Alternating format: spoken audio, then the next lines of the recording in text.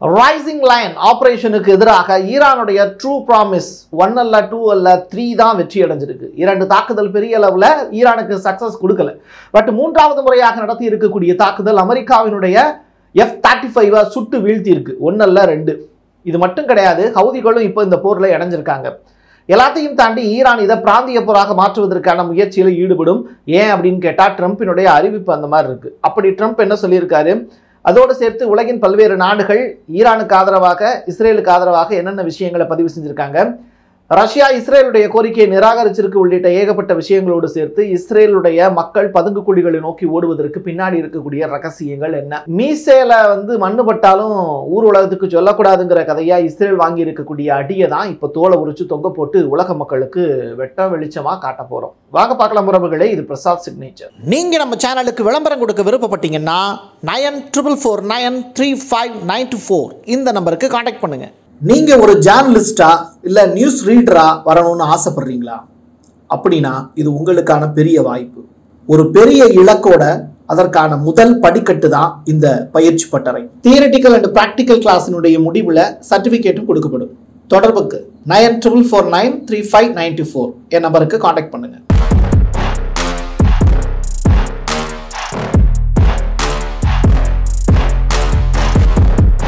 ஈரான்ல இருக்கக்கூடிய மக்கள் தன் மீது நடத்தி இருக்கக்கூடிய அசாதாரணமான தாக்குதலுக்கு எதிர்ப்பு தெரிவிச்சு அணு ஆயுதங்கள் நீ வச்சுக்கலாம் நான் வச்சுக்க கூடாதா அப்படிங்கிற அடிப்படை கேள்வியை மக்கள் எழுப்புறாங்க.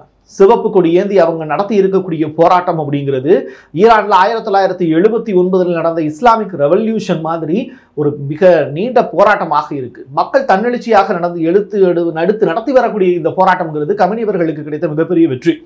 அது மட்டும் கிடையாது, 1988க்கு பிறகு ஈரானுக்கு இடையில வார் நடந்ததுல, ஈராக்குக்கு இடையில அப்ப சமயத்துல மக்கள் எப்படி எழுச்சியோடு இருந்தாங்களோ அதே மாதிரியான ஒரு போர் அப்படிங்கிறது மறுபடியும் தொடங்குவதற்கான வாய்ப்பு மிக நீண்ட கால போராக இது இருக்கும் அப்படின்னு மக்கள் எதிர்பார்க்குறாங்க. அதுக்காக உலகின் பல்வேறு நாடுகளில் இருக்கக்கூடிய தன்னுடைய உறவினர் எல்லாருமே இருக்காங்க. ஈரான் சைட்ல இருந்து பார்க்கும்போது நீங்க இங்கே இருக்கக்கூடிய ஸ்ரீலங்காவில் இருக்கக்கூடிய சகோதர சகோதரிகள் எல்லாமே ஈரானுக்கு போயிட்டு வரக்கூடிய நிகழ்வுகள் இருக்குது. நம்ம இந்தியாவிலேருந்து இருக்கக்கூடிய உறவுகள் எல்லாமே ஈரானுக்கு தொடர்பில் இருக்காங்க.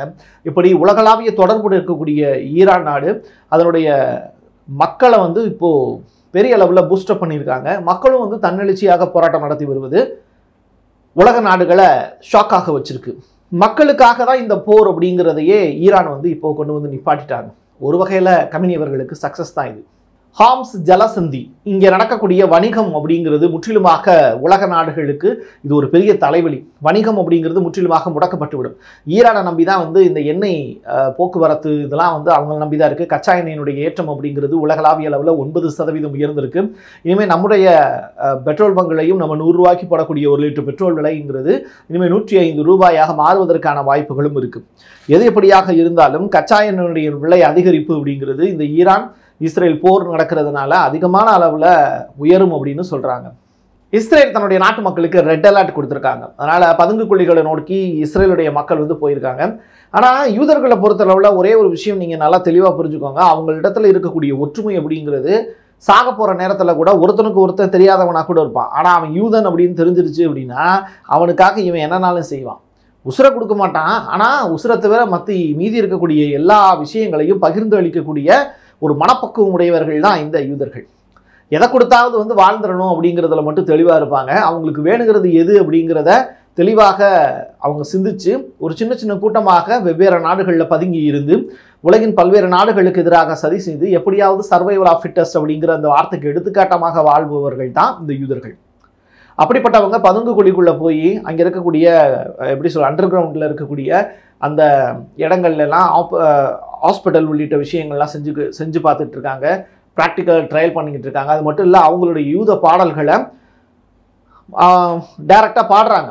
ஒருத்தருக்கு ஒருத்தர் தெரியாது, ஆனாலும் யூத பாடல்களை பாடி ஒருத்தருக்கு ஒருத்தர் கை கோர்த்து செயின் மாதிரி கை கோர்த்து பாடல் பாடக்கூடிய காட்சிகள் அரங்கேறுது. அப்படிப்பட்ட ஒரு ஒற்றுமை அப்படிங்கிறதெல்லாம் நம்முடைய தமிழ்நாட்டில் தமிழர்கள்ட்ட பார்க்கவே முடியாது.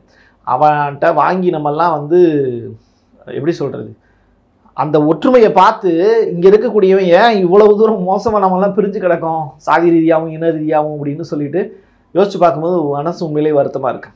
அவன் தப்பு பண்ணுறவனே ஒற்றுமையாக இருக்கான். ஆனால் நம்மளாம் நல்லது பண்ணணும், எல்லாரும் நல்லா இருக்கணும்னு நினைக்கக்கூடிய நம்ம ஏன் பிரிஞ்சு கிடக்கிறோம் அப்படிங்கிறது தான் உண்மையிலேயே வருத்தத்துக்குரிய ஒரு பதிவு. ஈரானுடைய நீர்மூழ்கி கப்பல் இருக்குல்ல, அதில் இருந்து மிசைல்ஸ் வந்து ஏவிருக்காங்க ஈரான்.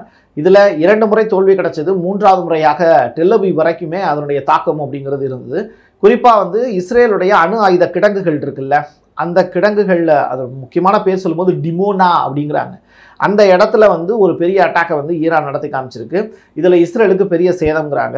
பொதுமக்கள் தங்களுக்கு ஏற்படக்கூடிய பாதிப்புகளை யாரும் வீடியோ எடுத்து பொதுவெளியில் பதிவிட்ட வேண்டாம், நமக்கு வந்து கீழே விழுந்தாலும் மீசையில் மண் ஊட்டிடக்கூடாது அப்படிங்கிறதுல யூதர்கள் ரொம்ப தெளிவாக இருக்கணும். அதனால் என்ன பாதிப்பு நடந்தாலும், டெல்லவிவ்லேயே பாதிப்பு நடந்தாலும் வீடியோ மட்டும் எடுத்து யாரும் பொதுமக்கள் போஸ்ட் பண்ணாதீங்க அப்படின்னு இஸ்ரேலுடைய பிரதமர் நெதன்யாகு இப்போ கோரிக்கை வச்சிருக்காரு. அது மட்டுமல்ல, ரஷ்யாவினுடைய அதிபர் புட்டின் மட்டும்தான் ஈரானை சமாதானப்படுத்த முடியுங்கிறதுனால அவருக்கு நெதன்யாகு ஃபோன் பண்ணி இங்கே சுச்சுவேஷனை விளக்கியிருக்கார். ஆனால் ரஷ்ய அதிபர் புட்டின் ஈரான் கிட்ட நான் உன் சார்பாக பேச முடியாது, ஈரான் நீ அடிக்கு திருப்பி அவங்க பதிலடி கொடுக்க தான் செய்வாங்க, தயவு செய்து இனிமேல் எனக்கு ஃபோன் பண்ணாதரா தம்பி சின்ன பயலை அப்படின்னு சொல்லிட்டு ஃபோனை வச்சுருக்காரு. சரி, இப்போ எதுக்கியா இவங்க 2 பேரும் சண்டை விட்டுக்கிட்டு இருக்காங்க அப்படின்னு கேட்டால், இந்த 9 அணுகுண்டுகளை தயாரிப்பதற்கான வேலையை ஈரான் செஞ்சாங்க அப்படிங்கிற ஒரு விஷயம் IAEA சொல்லியிருந்தாங்க. 15 அணுகுண்டுகளை தயாரிப்பதற்கு வல்லமை படைத்த அந்த யுரேனியம் செறிவூட்டலுங்கிறத ரொம்ப பெரிய அளவில் ஈரான் செஞ்சுருந்தாங்க அப்படிங்கிற ஒரு விஷயம். ஸோ 90% இந்த ப்ராசஸ் முடிஞ்சிருச்சு. இதுக்கு மேலே விட்டோம் அப்படின்னா இஸ்ரேலுங்கிற நாட்டையே ஈரான் எப்போனாலும் அழிக்க முடியுங்கிறதுனால இந்த போரை நடத்துகிறோம் அப்படின்னு இஸ்ரேல் சொல்கிறாங்க. பட் இது அமெரிக்காவினுடைய ஒப்புதலோட தான் அவங்க நடத்துகிறாங்கிறது ஊர் உலகுக்கு வெட்ட வெளிச்சமாக தெரிந்த ஒரு உண்மை. இதெல்லாத்தையும் தாண்டி வந்து முக்கியமான பிரச்சனை அப்படிங்கிறது, நாதன்ஸ் நகரத்தை தாண்டி ஈரான் வந்து தனது 3வது செறிவூட்டக்கூடிய மையத்தை ஆரம்பித்தது தான் இந்த பிரச்சனைக்கு காரணம் அப்படிங்கிறாங்க விவரம் தெரிஞ்சவங்க. இந்த 3வது செறிவூட்டக்கூடிய மையத்திலையும் இந்த யுரேனியம் செறிவூட்டலை தொடங்கினதுக்கு பிறகு தான் இந்த அணுகுண்டுகளுடைய தயாரிப்புங்கிறது ரொம்ப பெரிய அளவில் அதிகரிக்கும். அப்போது நம்ம இவங்களை தடுக்காமல் விட்டோம் அப்படின்னா இவங்க என்னனாலும் செய்வாங்க அப்படிங்கிற பயம் இப்போது இஸ்ரேலுக்கு வந்ததுனால தான் தன்னுடைய இருப்பிடத்தை காப்பாற்றணும் அப்படிங்கிறதுக்காக இஸ்ரேல் வந்து இந்த போரை நடத்துகிறோம் அப்படின்னு சொல்கிறாங்க. இஸ்ரேலுக்கு சேதமே இல்லை, ஆனால் 1050 கிலோமீட்டர் தாண்டி நாங்கள் பெரிய அளவில் அட்டாக்கை ஈரான்லாம் நடத்திட்டோம் அப்படின்னு சொல்லிட்டு 200க்கும் மேற்பட்ட ட்ரோன்களை ஏவி சக்ஸஸ் பண்ணிட்டோம், அதுவும் போர் விமானங்களில் உள்ளே போயிடுச்சு அப்படின்னு. ஆனால் அதில் 2 வார் பிளேனை ஈரான் வந்து சுட்டு வீழ்த்தியிருக்காங்க. அதில் ஒரே ஒரு லேடி பைலட் வந்து மாட்டிக்கிட்டாங்க ஈரான்கிட்ட. ஸோ இது பற்றிய விவரங்களை இஸ்ரேல்கிட்ட கேட்கும்போது அப்படிலாம் ஒன்றும் இல்லையே, நாங்கள் சேஃப் தான் அப்படின்னு சொல்லியிருக்காங்க. பட் ஃபர்ஸ்ட் எடுத்தோடனே அடி வாங்கினதை எப்பயுமே இஸ்ரேல் ஒத்துக்கிட்டதே இல்லை. அதே மாதிரியான நிகழ்வு தான் இது. யுஎஸ்ஏவினுடைய F-35 அந்த போர் விமானங்கள் சுட்டு வீழ்த்தியிருக்காங்க ஈரான். இது இஸ்ரேலுக்கு நேர்ந்த அவமானம் கிடையாது, அமெரிக்காவுக்கு நேர்ந்த அவமானம். அது மட்டும் கிடையாது, 1999 செர்பியா வந்து அமெரிக்காவினுடைய அந்த F-35 வீழ்த்தினது தான் கடந்த கால வரலாறு. அதற்கு பிறகு வந்து ஹவுதிகள் பெரிய அளவில் ட்ரை பண்ணாங்க.